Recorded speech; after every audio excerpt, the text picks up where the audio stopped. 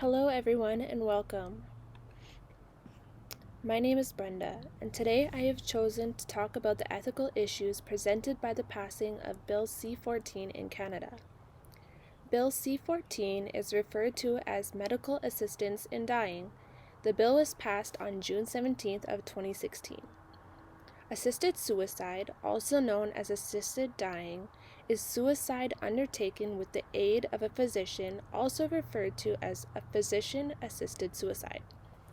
Under Canadian law, a patient is eligible for euthanasia or assisted suicide if they are enduring severe suffering and their death is reasonably foreseeable.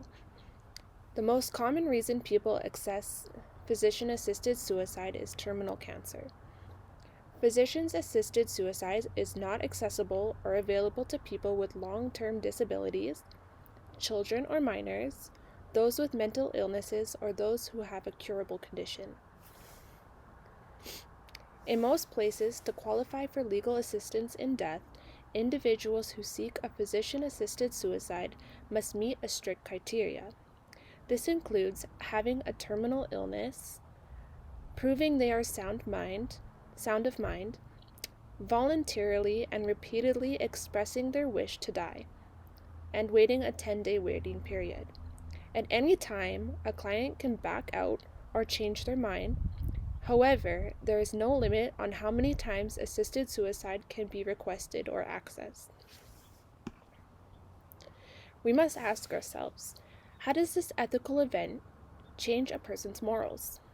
Or challenge a person's morals, Physician-assisted suicide may cause a challenge in the morals of physicians who swore Hippocratic oath to do no harm, as the physician may feel that they are doing the exact opposite by providing the means for a person to end their own life.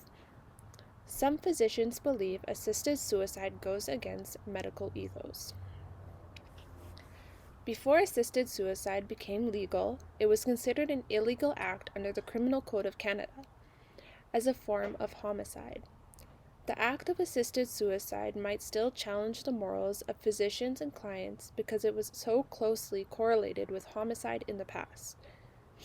Some religions do not agree with assisted suicide.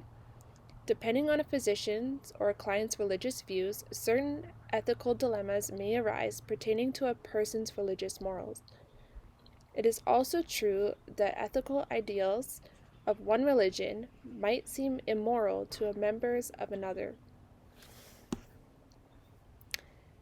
In this conversation and presentation, I would like to discuss two possible stances I could have on the ethical issue of physician-assisted suicide. An important part of ethical decision-making is to take into consideration both sides or both points of view of an issue. I'd like to talk about some reasons why I might be against assisted suicide.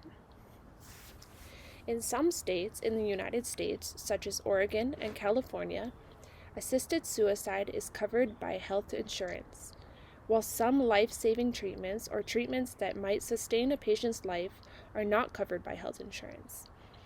This also creates an ethical issue within itself.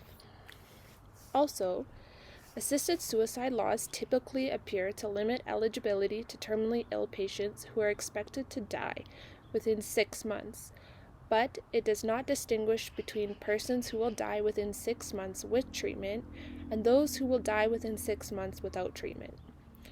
This means that patients with treatable diseases like diabetes or chronic respiratory or cardiac disease and patients with disabilities requiring ventilator support are all eligible for lethal drugs because they would die within 6 months without the treatment they would normally receive. Another reason I might be against assisted suicide is that some terminally ill patients request lethal drugs not due to pain or even the fear of future pain, but due to concerns that, like loss of dignity and becoming a burden to others, such as family. I might believe that the solution is to care for people in ways that assure them that they have dignity and to ensure them that it is a privilege, not a burden, to care for them as long as they live. I would also not want my family or friends to be voluntarily taken away from me in this life. Here are some reasons I might be for assisted suicide. When it comes to terminal illnesses, patients may not feel they are in control of the disease that is overtaking their body. But one thing that they can be in control of is their own autonomy, an ability to make decisions pertaining to their own health and their own future. I would not want my friends or family members with terminal illnesses to suffer unbearable pain and low quality of life in their last days. Having control of their own autonomy, patients can die with dignity and have the final say, not letting a terminal illness be the cause that takes away their life.